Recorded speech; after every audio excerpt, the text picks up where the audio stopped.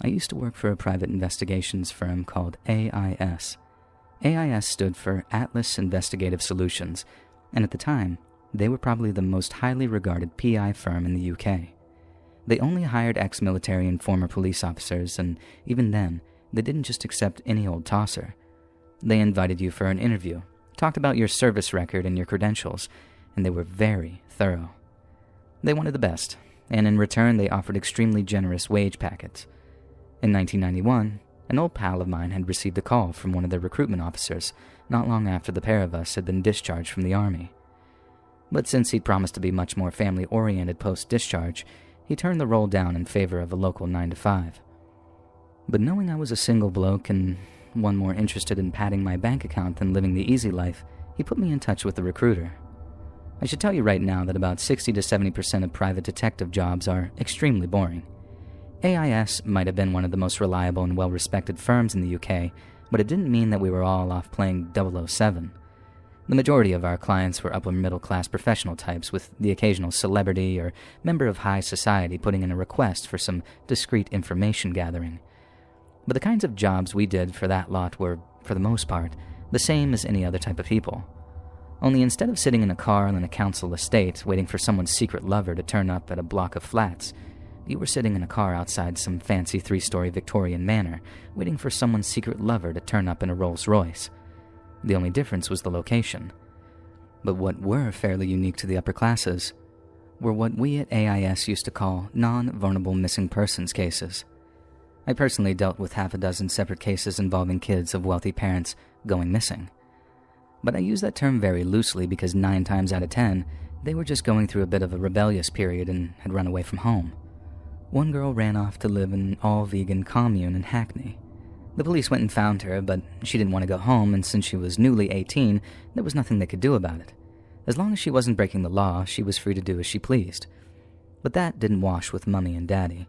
They wanted to know where their little girl was, so we'd tail them, keep tabs on them, hack their phones, all sorts, and their parents would be shelling out tens of thousands every week for the privilege. Like I said, I must have worked 6 or 7 of those jobs just on my own, so when I was informed there was a missing persons case up for grabs, I thought it'd just be more the same. But then, right away, I could tell this one was going to be different. The clients were based in my native Scotland, in a wee village called Crossley, near Glasgow, and this is partly why I was offered the job in the first place.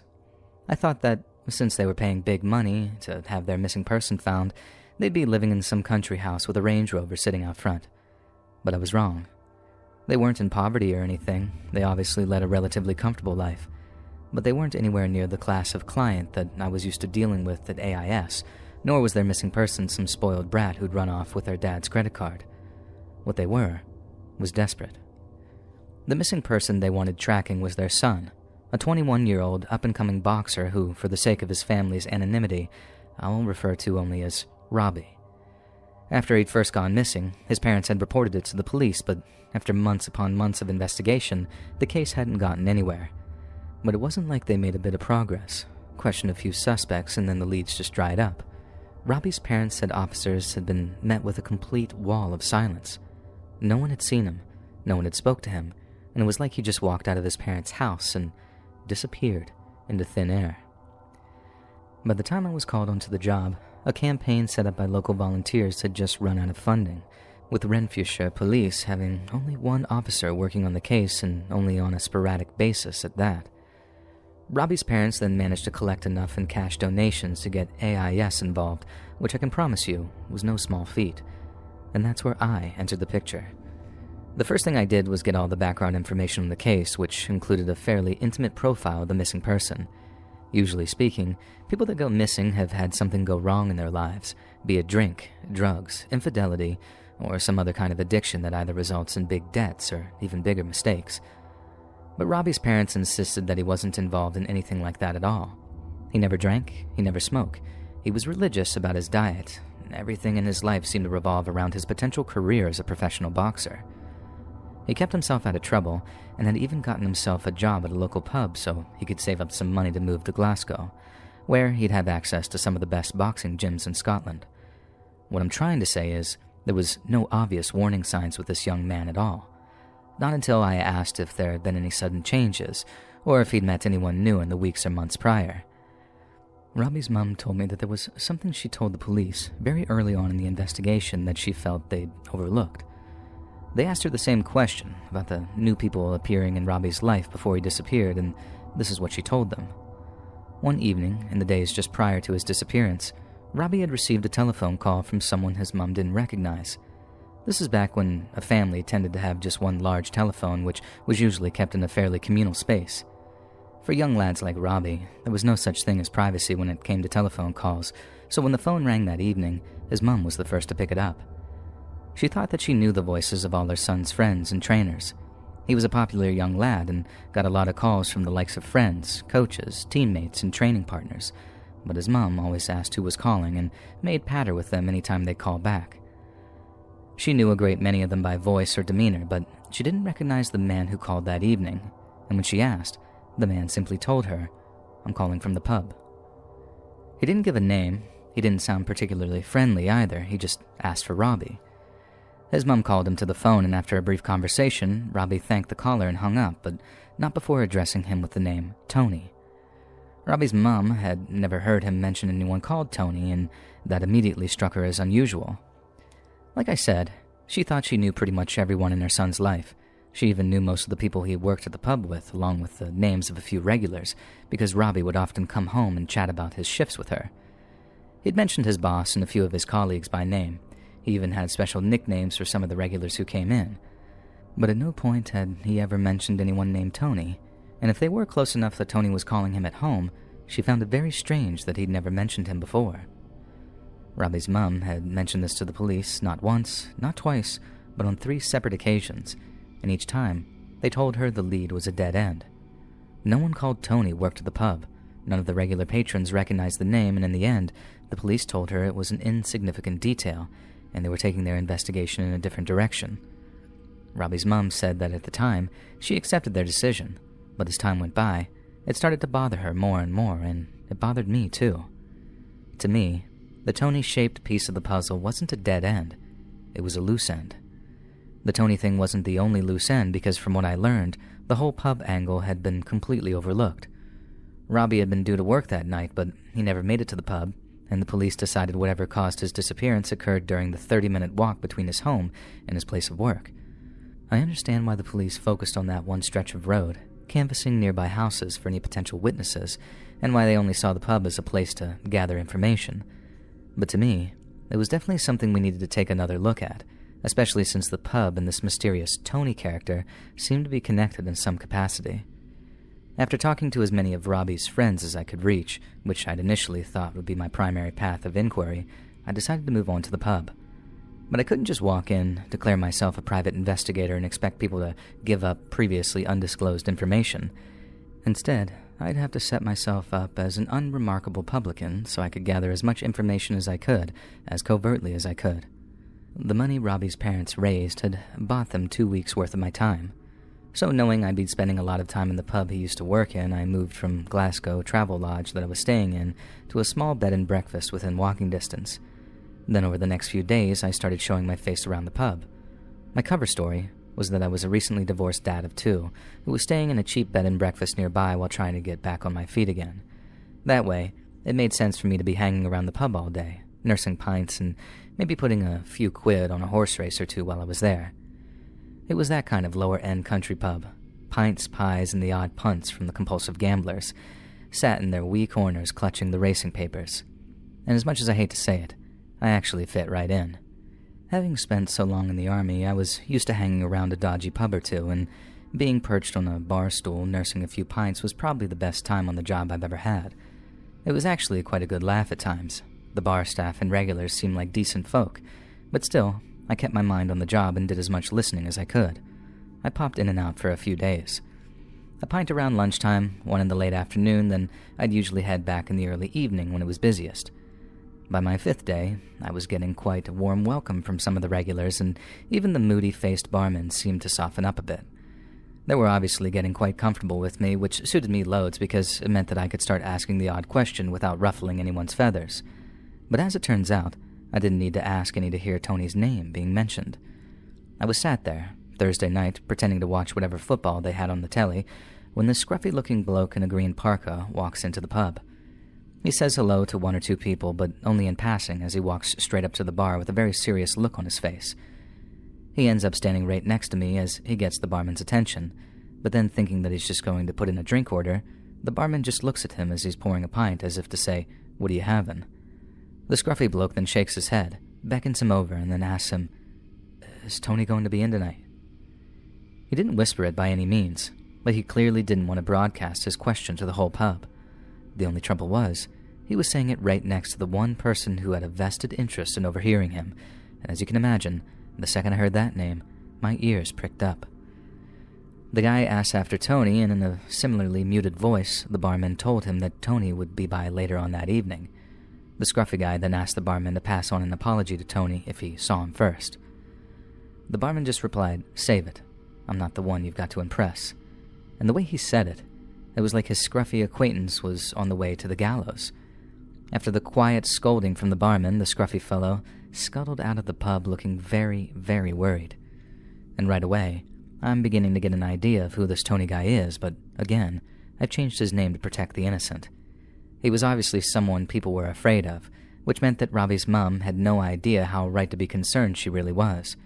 Having heard Tony was stopping by later that night, I finished my pint, then ducked out for a few hours to eat something, neck a few cups of coffee, and generally sober up a bit so I'd be fit to work.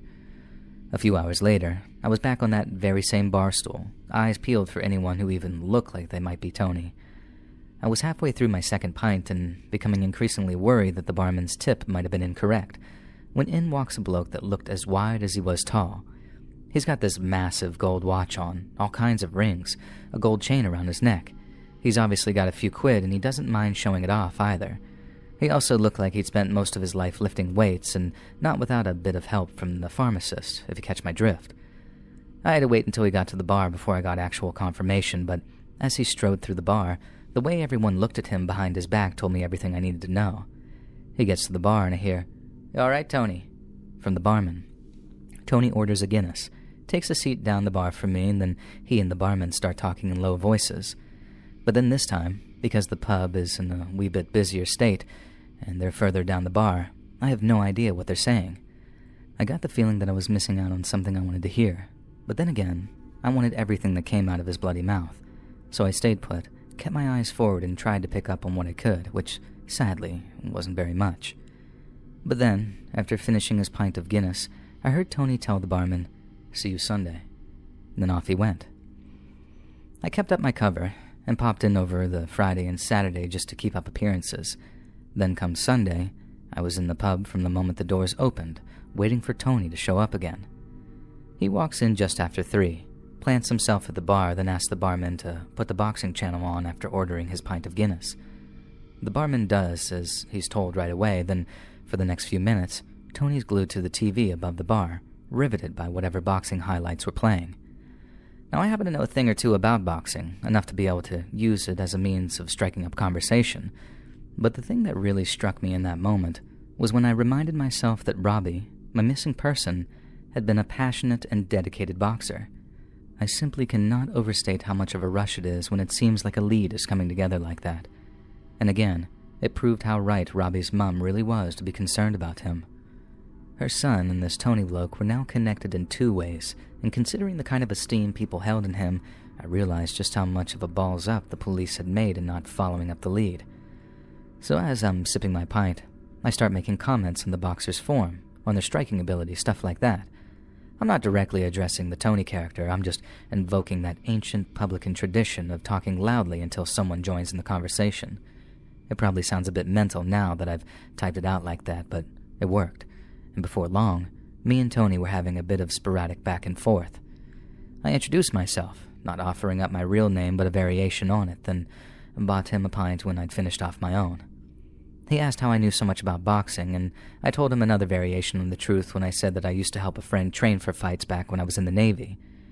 It turns out he too was an amateur boxer back in the day, and he retained a huge passion for it throughout his life.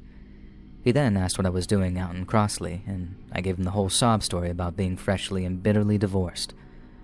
Tony looked fairly disinterested by the end of my explanation, so in an attempt to keep his interest, I asked him if he ever bet on matches, what with him knowing so much about boxing. He made a bit of a face and then said something like, "That rubbish? No, not anymore." To keep the conversation going, I made out that I used to be quite a big-time gambler before I got married, and that I was planning on getting back into it now that the wife didn't have a grip on my finances. He sort of rolled his eyes, but he was still with me when I asked him if he had any tips or anything, like any talented young boxers that he might know of. He then told me that the best piece of advice he could ever give me was not to gamble on professional boxing at all. According to him, it was all rigged. The refs were all paid off, the fighters all took dives and were working from scripts, all to funnel money into the hands of the bookies. Maybe it's the cynic in me, but I can't say I didn't agree with him a wee bit. So I asked him a very genuine question and quizzed him on what combat sports were fit to bet on. He just sort of looked off at the telly for a while, not saying anything, then got this very sinister look about him. Tony was smiling, but he had this look in his eye. This wolfish, almost bloodthirsty look. He started telling me about these small-time kickboxing fights in Thailand that he'd been to and how, if he knew the sport, you could win thousands of US dollars a night betting on these tiny 100-person spectator events on the outskirts of Bangkok. He said big fighters just do it for the money, but the smaller up-and-coming lads who put way more emphasis on honor and skill, they quite literally fight for their lives. A few wins in the lower divisions could mean getting their names on bigger and better cards, and the money they earned could end up catapulting their families out of poverty. That, according to Tony, was the purest form of fighting there was. Everything else was just theater. He seemed to know an awful lot about boxing, outside of the actual sport. He knew about the gambling side, but he seemed to know a wee bit about the promotional side too. I then asked what he did for a living, as in if he was involved in that promotional side or if he ran a gym or anything. He said he visited a gym, which was only too obvious from the looks of him, but that he hadn't been involved in organizing events for years and years.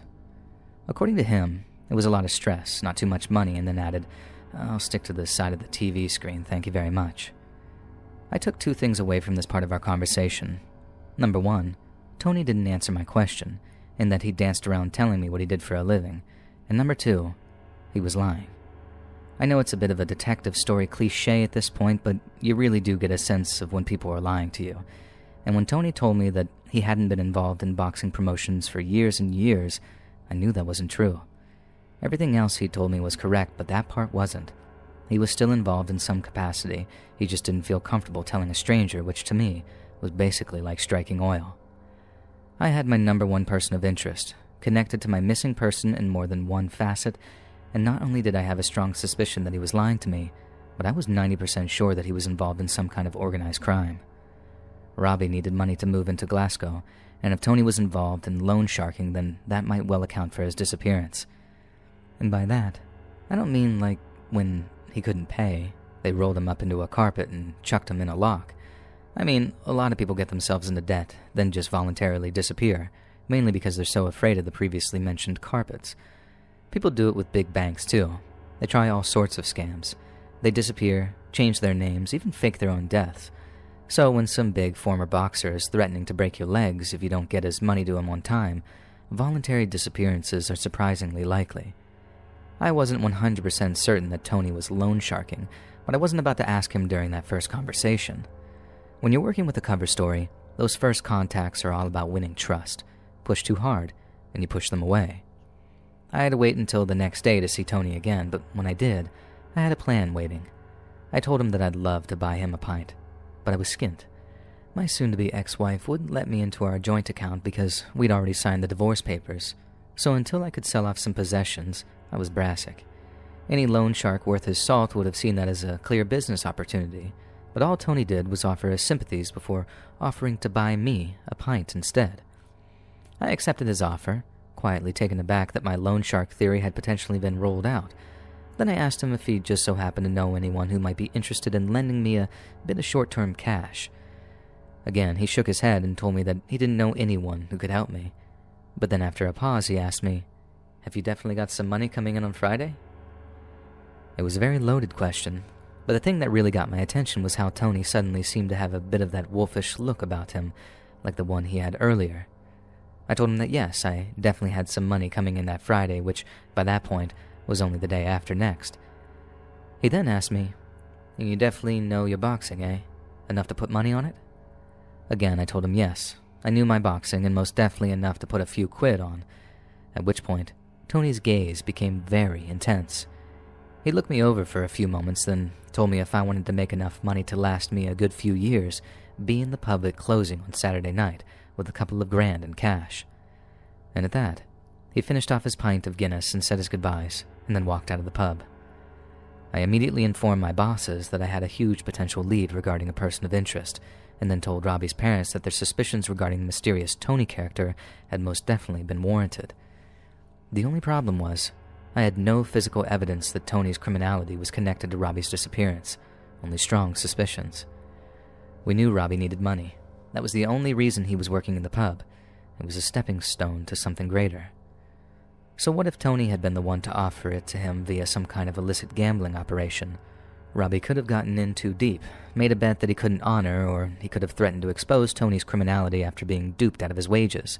There were a ton of possibilities, but like I said, I didn't have evidence for any of them. However, what I did have was a golden opportunity to gather said evidence by meeting Tony back at the pub come closing time on Saturday. I didn't have any kind of secret or hidden cameras I could use, but I did have one of those small old-fashioned dictation machines that I could place in the chest pocket of my jacket. That way I could record any conversations we had and potentially obtain audio that would be of huge interest to the police. And that was the only surefire method that we had to get the investigation into Robbie's disappearance back on track and to make sure that it was headed in the right direction. It was an exciting moment, the first time in my career that I felt like a proper secret agent. But unfortunately for me, that midnight meeting would result in my second brush with almost certain death. As instructed, I made sure that I was at the pub before closing time on Saturday night. It was a nervous wait, but eventually Tony showed up. However, instead of coming inside and sitting down at the bar like he usually did, he just caught my attention from the doorway and then beckoned me to follow him. I walked out of the pub with Tony to my front, and as we walked to his car, he turned his back to me, giving me the perfect opportunity to reach into my chest pocket and switch on my dictation machine. The tapes were tiny and only had about 45 minutes worth of recording time to them, but there'd be no switching it on in his car without raising suspicion, and he had eyes on me as we walked out of the pub, so I had to do it there and then, or not do it at all. As we walked to his car, I saw two blokes sitting in the back seat of a gray Mercedes. I'll be honest, this did ring some alarm bells. But there was also a chance that wherever we were going to gamble my cash, Tony thought it best to take some muscle with him. So I walked over to his car, climbed into the passenger seat after giving the heavies in the back a nervous greeting, and then off we went towards our mystery destination. Obviously, first question I had for Tony was, "Where are we going?" He gave me one of those wolfish smiles and told me, "You'll see." We kept on driving for a minute or two, and since I didn't know the area very well, I had no clue where he was taking us. And then after the silence got a bit too uncomfortable, I asked him, "Are we going to bet on a boxing match?" And he told me, "Could be," and then asked if I had it on me, assuming he meant the cash. I lied and told him I did, patting a bulge in my jacket pocket that had a pair of rolled-up socks in it. Not exactly a Hollywood prop, but little bluffs like that can be very effective. I then asked him what kind of fight we were going to. Tony paused before speaking and then asked if I remembered what he'd said about these Muay Thai fights in Thailand. I remembered exactly what he'd said about those young, hungry fighters and how ferociously they fought. Tony had also mentioned that some of those fights were unsanctioned events, sometimes organized between towns or villages, your best fighter versus ours, for honor, glory, and untold riches for those with the stones to risk their hard-earned money. And that's when it clicked.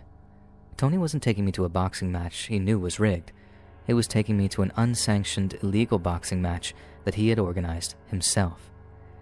I had to remind myself that I was recording the whole conversation, and since he was feeling talkative, I decided to ask some much more direct questions. I remember asking him with this sort of feigned horror, "It's not going to be bare knuckle, is it?" Tony didn't say anything. He just nodded. I then asked if the fighters ever got hurt. He told me, "Combat sports can be dangerous. Sometimes people go down and they don't get back up again. Sad fact." And it was my turn to stay quiet. Not so much because of the brutal honesty behind Tony's words, but because I suddenly realized what had happened to the missing Robbie. A clean-cut, square-go lad like him would never have gambled his wages away, but what he might have done is accept an offer to fight in one of those matches if it meant walking away with a king's ransom and prize money, enough to move to Glasgow, enough to kickstart his dream sooner rather than later. I thought I had the perfect opportunity to ask, and considering what Tony had just said, I felt like I was on the cusp of him admitting to being involved in Robbie's disappearance. But when I asked him if anyone had died in the ring recently, he told me, "I think that's enough questions for now, don't you?" And right as he said that, I started to recognize some of the buildings we were passing, but they didn't make any sense at all. It would have meant that Tony had just driven us round in circles for maybe 10 to 15 minutes, only for us to end up right back where we started. I asked Tony again, "Where are you taking me?" And once again he told me, "You'll see." Then seconds later, we pulled up outside a building that I recognized in an instant. It was the B&B that I'd been staying in. We sat there in the car for a second, before Tony slowly turned in his seat to look at me. I kept up the act for as long as I could, asking if he was pulling some kind of wind-up on me, and his response made my blood run cold. "We know who you are." I was scared, but I knew from my training that I had to stick to my story no matter what. I told him I had no idea what he was talking about, that I was exactly who I said I was. But it was no good. I was still trying to reason with him when one of the fellas in the back seat reached over my shoulder, grabbed the dictation machine out of my pocket, and then held it up for Tony to see. He took it and then asked me, "How many more of these have you got?" And the heavy in the back seat must have seen me fiddling with something in my jacket pocket as I walked to the car, but at the time, all I was thinking in my fear-addled mind was, how the hell did they know? Seeing as it was most likely pointless, I decided to stop lying and told Tony that the dictation machine was the only one I had with me. He then told me that we were going up to my room to have a chat, and if I said a word to anyone in the B&B, anyone who might be awake at that time, then he'd burn the whole place down with me in it. We went up to my room, and while Tony's heavies ransacked the place, it was very surreal seeing them do it quietly. He told me to take a seat on the bed. Apparently he and his boys had decided to do a bit of research on me before they committed to taking me to an illegal fight, and whoever Tony was connected to was a lot more capable and powerful than I could ever imagine. Tony started explaining that I'd caused him an awful lot of trouble. His routines would have to change. He wouldn't be able to go to the pub anymore, all because he knew he couldn't trust me not to tell my bosses everything. He said he might not have been able to stop me talking in the past, but he'd certainly be able to stop me from talking in the future. And at that, one of his heavies pulled out a length of electrical cord from his jacket pocket. As the guy started to fashion an improvised noose from the cord, Tony explained that killing me would bring a lot of unnecessary attention down on him and his business partners. But faking a scene where I had ended my own life, that would cause a lot less of a fuss. I remember him saying something like, "A lot of ex-squatties end up that way. No one would bat an effing eyelid if they'd found you hanging in a cupboard, would they?" I can't overstate just how chilling that was, knowing that Tony and his partners somehow had access to my service records. But ironically, it was that little detail that may well have ended up saving my life. Back when I was in Northern Ireland, one of my section's Land Rovers was caught in an IRA ambush near a place called Crossmaglen. I was wounded as we fought our way out of it, but 2 of my section mates lost their lives. The injuries I sustained resulted in my eventual discharge from the army, and apparently Tony had read all about it. He'd been ready to have me killed. He'd been ready to fake a tragic self-inflicted end, but after reading about the incident in which I'd received a mention in dispatches, he decided it was bad form to kill someone who'd already cheated death once. He gave me some big speech about how we were both soldiers, and in war, honorable soldiers don't just kill each other when the battle ends. The winners and the losers come to an agreement, and according to Tony, that's exactly what we were going to do. We didn't so much come to an agreement as Tony imposed terms. The only reason he'd mentioned young boxers getting killed in those illegal fights was that he accepted certain people deserved to know what happened to their missing family members. They needed to accept that their loved ones weren't coming back, so that their hearts could mend, and they could move on with their lives. But that, said Tony, was all I was ever going to get out of him, and if any of my colleagues decided to visit Crossley in the future, it was me that was going to pay the price.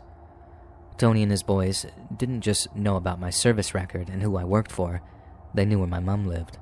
Any further attempts to interfere with their operation, and it'd be her that ended up hanging in a cupboard, with a wee note saying that she couldn't stand the arthritic pain anymore. And that was obviously the bit which terrified me most, the idea that he might hurt my own mother. But the thing that really broke me was the fact that he knew her name, where she lived, and he knew about the medical condition she'd been struggling with for the better part of a decade. And even as someone who was immersed in the world of information retrieval, I was astounded at how Tony had been able to get his hands on all of that information in just a few short days. That's round about the time that I realized Tony couldn't have been running the illegal boxing ring on his own. He must have had some very wealthy and very powerful partners to get his hands on all my personal information so fast.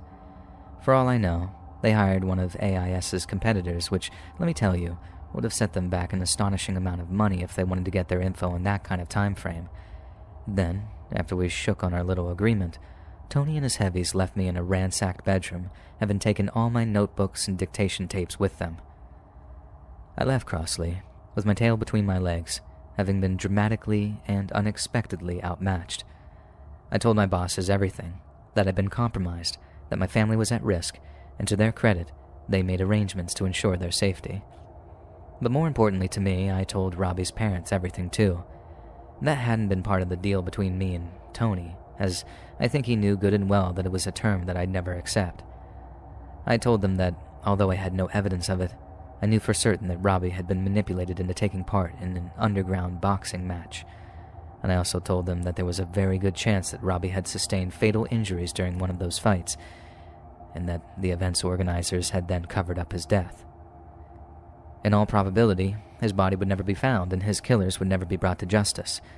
And even with all the information I was able to forward to the police, Tony would be on the run, knowing full well that his part in the operation had been compromised. I apologized to Robbie's parents, over and over again, for not being able to bring their son home. But they showed patience and strength of spirit, and that was the closest evidence I've come across for there being a big man upstairs. They told me what I'd done was enough, that I brought them more answers and more closure than the police had in almost a year of investigating. It didn't matter to them that Robbie's killers mightn't face justice in life because, in their opinion, the justice they'd face in the great thereafter would be far greater than anything they'd have to suffer on Earth.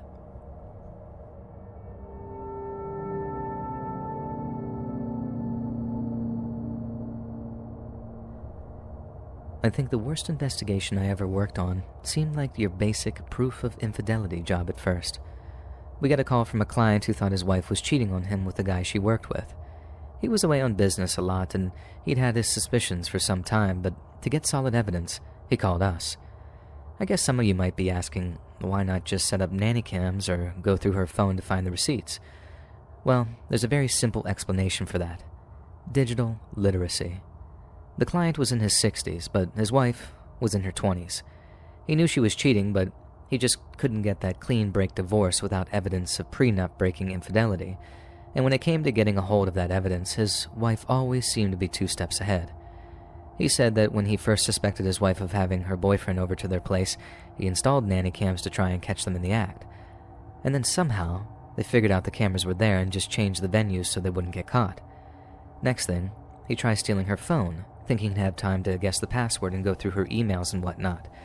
She had it bricked before he even got a chance to try, and some tech kid wanted 4 figures to break past the security to retrieve all the data stored on the thing. We only asked him for half the figure to get us photographic evidence of an intimate rendezvous. Nothing salacious, of course, but incriminating enough to get him that swift and uncostly divorce he wanted so bad. The wife wasn't dumb. She stayed away from her boyfriend while hubby was in town. But you know what they say, when the cat's away, the mice will play. So to help catch her, hubby plans a fake business trip, but doesn't even leave the city, stays in this nice hotel downtown. He then pays us to tail his wife while demanding updates every 5 minutes. And so that was me for 5 nights of my life, following this broad and her boyfriend around the city while my partner sat in the passenger seat taking pictures wherever they went. Every night, he'd take her out to his condo in the suburbs, then every morning, he'd drive her back home. They had no clue that they were being followed, especially at night when it was dark and the places they went were high traffic. I was on the night team, 8 p.m. till 8 a.m., and since the boyfriend drove the target back home so early, my partner and I would be there to see it, bleary-eyed and wired on Dunkin' coffees. But then this one morning, Loverboy came out all alone, looking like he hadn't slept a wink all night, but was somehow headed to the gym all bright and early. Guy had a hoodie and shorts on, then after tossing a very full-looking gym bag into the trunk of his car, he took off. At first, my partner and I are all jokes. I woke him up, pointed to our guy, then probably made some inappropriate joke about how he and the client's wife had been up all night. Obviously, we recognized that this was slightly a different routine for them, but the significance of it was totally lost on us until much later that day.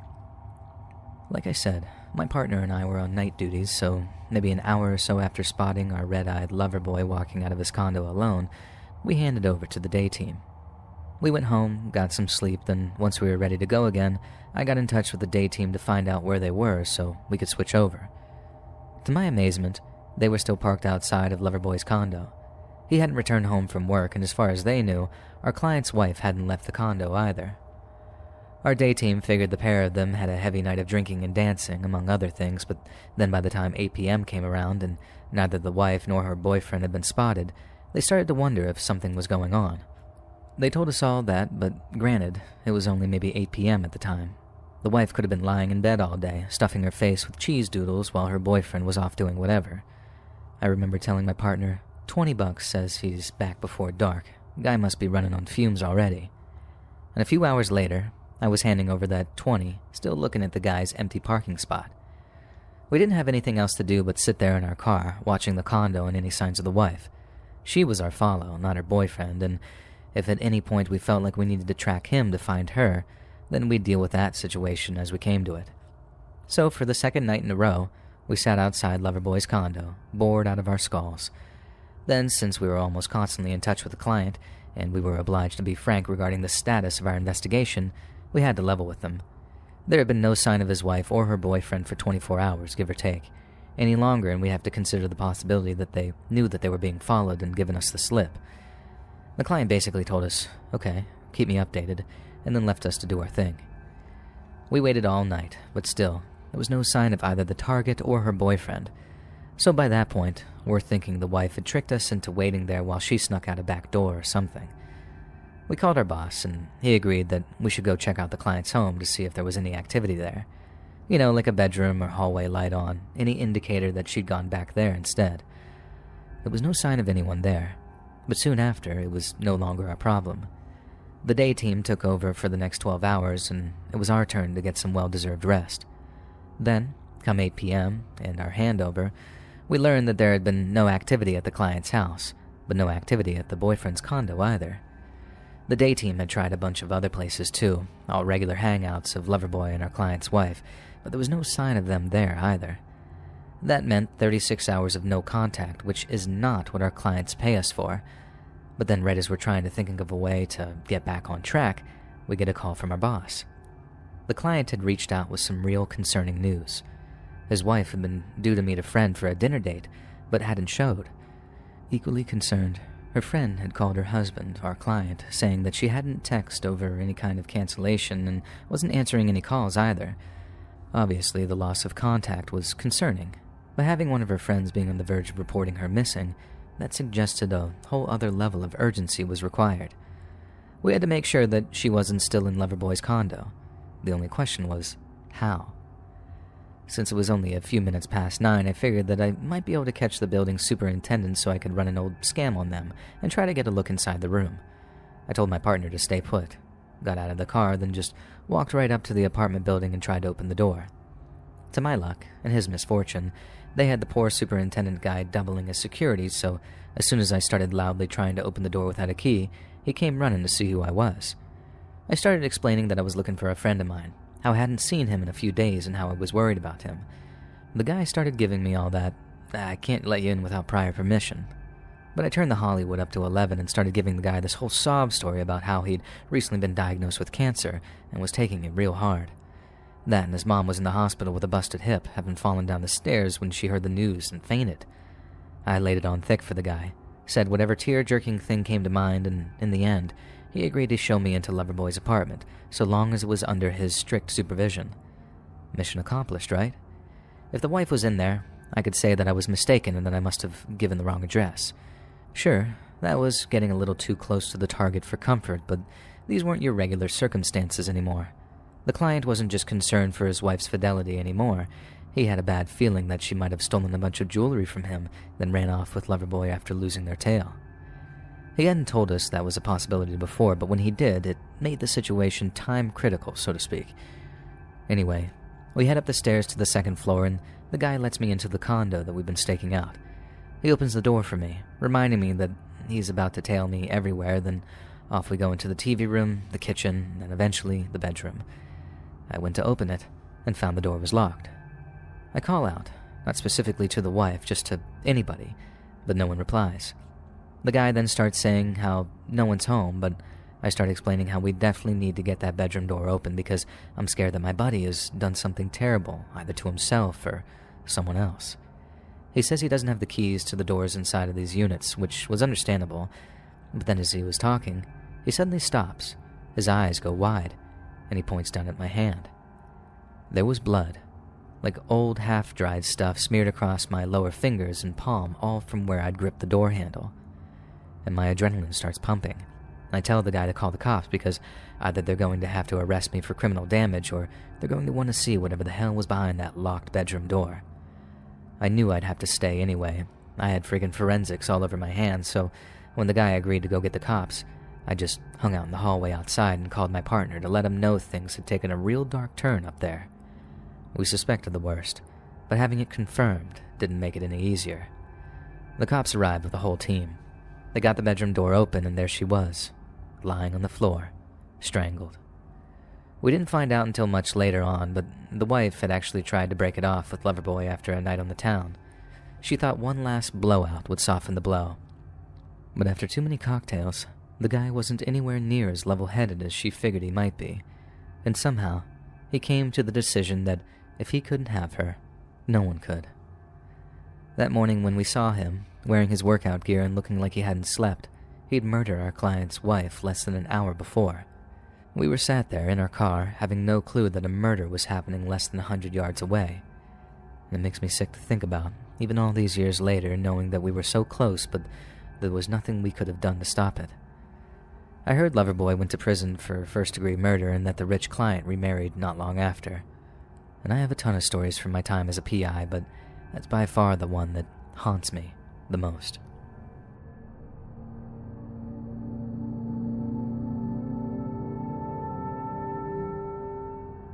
I was a private detective in Michigan for 4 years following a long career in law enforcement. And ironically, it was during what was intended to be 4 short, quiet years that I encountered my most frightening and disturbing case. Our agency received a call from a woman who suspected her husband of having an affair. She said that she knew he was lying when he claimed to be working late, but essentially said that she couldn't deal with the emotional stress of personally uncovering the affair, if one was indeed taking place. And that's where I came in. If the client's husband was engaged in an extramarital affair, then it was my job to compile as much photographic evidence as possible before presenting said evidence to the client. On the surface, it was pretty standard PI work, the kind of thing that makes up about 30 to 40% of all of our time. But in actual fact, it was one of the most disturbing and mystifying events of my entire career. So as I've already touched on, the client had already done some of the preliminary work herself. She was fine with him working late, and at first, she was proud of him for sacrificing his time for the good of their children.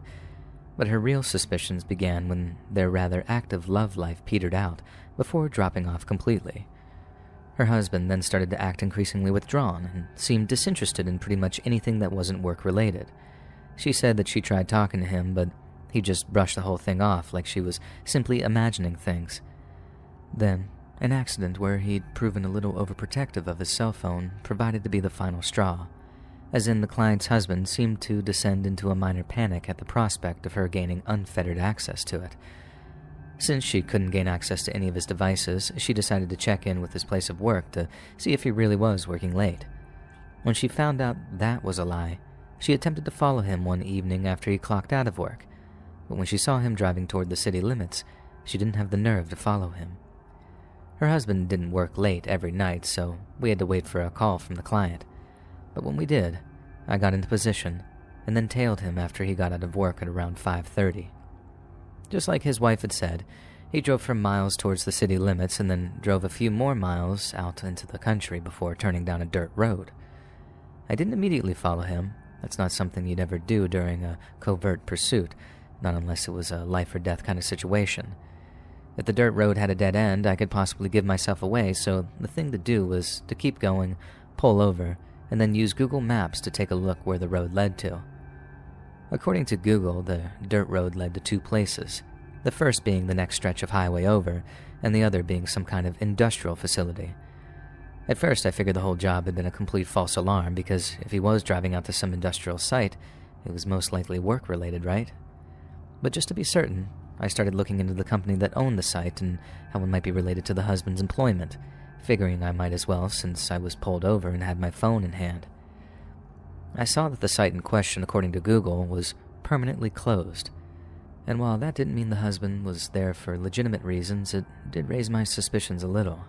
So instead of just sitting there and peering at satellite images from 2013, I decided to double back, turn down the dirt road I'd seen the husband go down, and then go check out the industrial compound for myself.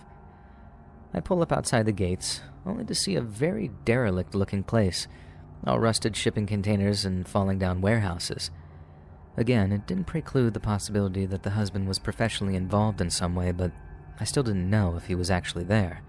I couldn't see his car, and for all I knew, he'd carried on down the dirt road to that other stretch of highway. I'd have to tail him again to get a concrete idea of where he was going, but luckily, that's exactly where the guy was headed.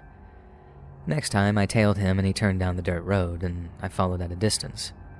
Then, when we got to the chained-up gates of the derelict industrial compound, the husband stopped his car and then got out just as I rolled past him.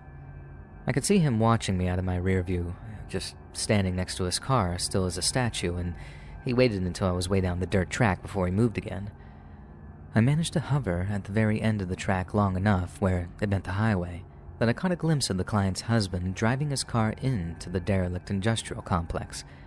Then when I circled back to take a look, the chain on the compound's gate had been locked again, but when I peered past its iron bars, there was no parked cars anywhere to be seen. I did a brief check of the fencing around the compound and found it all so rusted and dilapidated that breaking in would be relatively easy.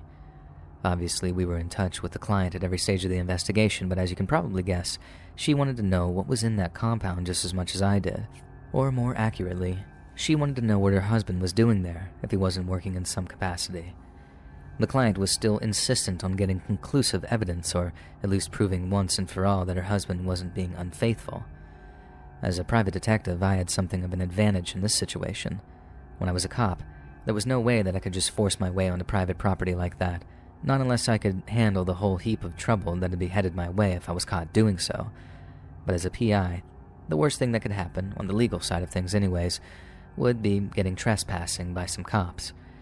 This obviously gave me a lot more operational maneuverability and meant that I could get into the compound and finish the job without having to worry about getting my ass fired.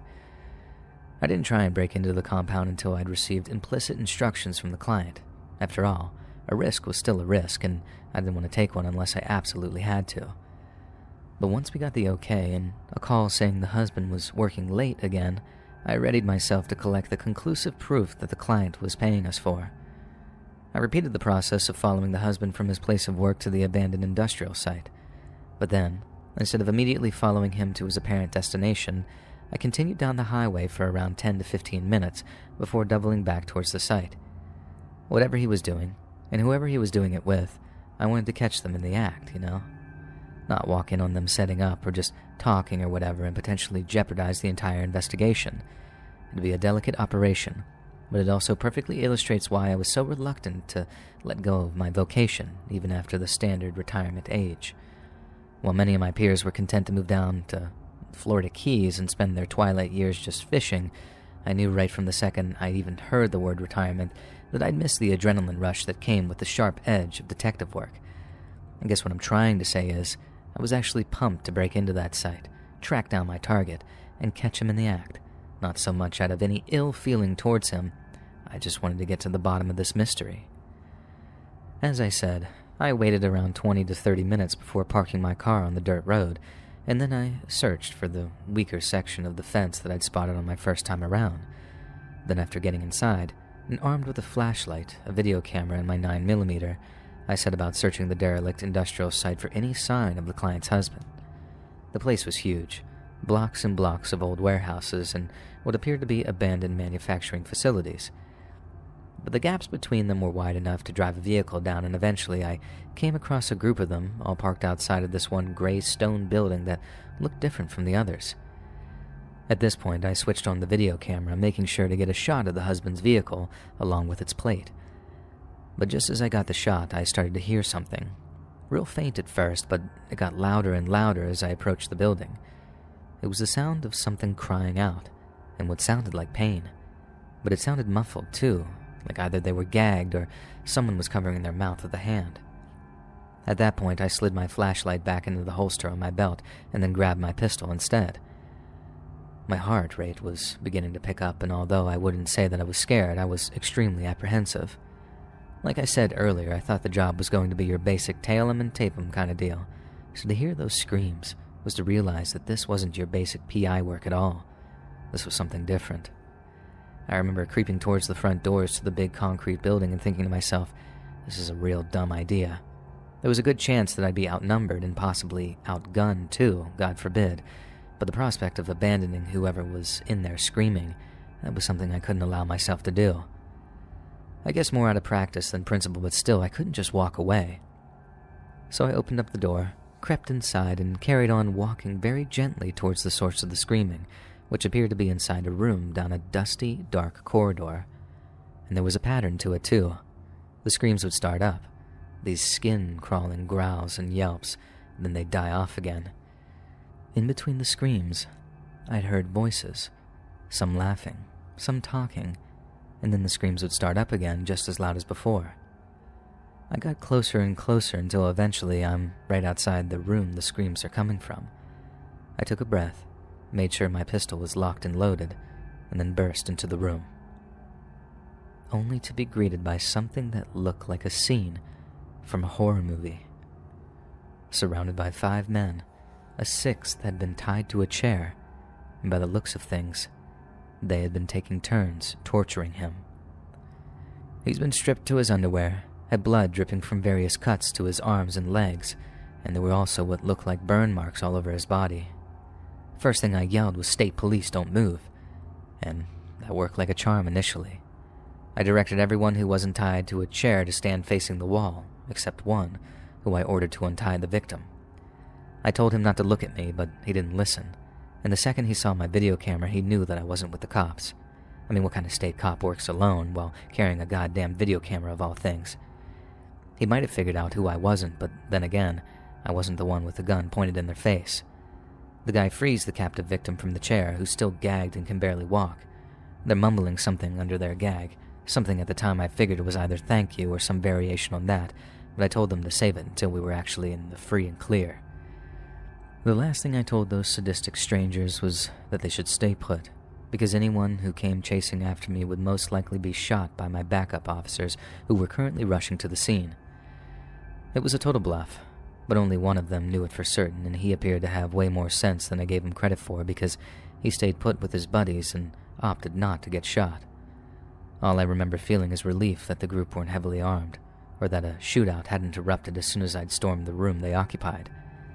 I still had no idea what was going on at that point, but I knew it was some majorly bad juju, and almost certainly the doing of some organized crime group, which meant that I wanted to get the hell out of there with the victim as fast as humanly possible. I got them to a hospital. They stayed with him until the cops showed up so I could give a statement on what had happened, and after that, it was time to talk to the client about what I'd seen, which I can assure you was not an easy process. I guess no one wants to find out that their spouse had been taking part in the brutal torture of another human being, and that they're better off talking to a defense attorney as opposed to the divorce kind. But in this case, the client took it particularly badly. After that, she no longer desired to retain our services, so we parted ways after sending her a bill. I guess the reason that this one stays with me so much is not because I walked in on something so horrible. It's because I have no idea why it was happening. To this day, I've never heard anything about any Michigan torture case. I don't even know if the husband ended up getting arrested. All I know is that taking that job meant that I was in that right place at the right time to save someone a whole world of life-changing torment. Hey friends, thanks for listening. Click that notification bell to be alerted of all future narrations.